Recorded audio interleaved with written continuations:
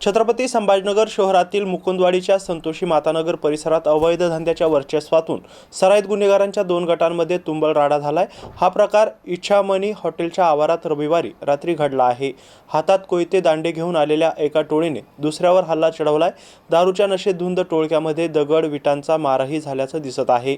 या घटनेची माहिती मिळताच मुकुंदवाडी पोलीस घटनास्थळी दाखल झाले, मात्र तोपर्यंत दहशत माजवणारे एक टोळके पसार झाले होते। या प्रकरणी आरोपी हेल्मेट उर्फ विक्की सोनकांबळे, मुकेश साळवे, किशोर शिंदे, उमेश गवळी यांच्या विरोधात खंडणीचा गुन्हा दाखल करण्यात आलाय, तर गवळीला रात्री उशिरा अटक करण्यात आली आहे।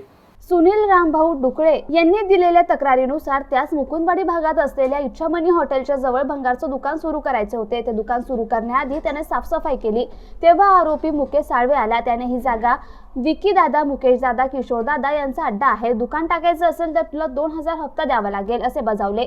त्यानंतर रविवारी रात्री डुकळे यांच्यासह त्यांचा मुलगा रोहित, भाचा सचिन शिंदे सोबत त्याच जागेवर पत्ते खेळत असताना आरोपी हातात कोयता दांडे घेऊन आले।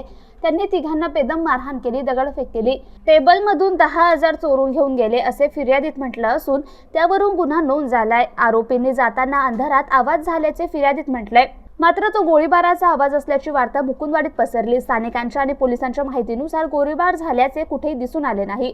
पत्रावर दगडफेक किंवा कुठे फटाके वाजले असावेत असा अंदाज आहे, मात्र गुन्हेगार हे छर्र्याचं पिस्तूल वापरत असल्याने त्याचाही आवाज करून गेले असतील, मात्र फायरिंग झाली नाही असं पोलीस सूत्रांनी सांगितलं। तर आरोपी मुकेश साळवे याला हद्दपार केले असताना तो बिनधास्तपणे मुकुंदवाडीत अवैध धंदे चालवतोय। त्याला गेल्या महिन्यातच अंमली पदार्थ विक्रीच्या गुन्ह्यात अटक करण्यात आली होती। त्यानंतरही तो अवैध धंदे चालवत असल्याचे समोर आले। त्याच्यावर मुकुंदवाडी पोलीस ठाण्यात 6 तर अन्य ठिकाणी 6 असे एकूण 12 गुन्हे दाखल आहेत। तर आरोपी हेल्मेट याच्यावरही लूटमारेसह गंभीर स्वरूपाचे 6 गुन्हे दाखल असून त्यातील 5 हे एकट्या मुकुंदवाडी पोलीस ठाण्यात दाखल आहे। तो मंगळसूत्र चोरीच्या गुन्ह्यात यापूर्वी अनेक वेळा जेलची हवा खाऊन आला।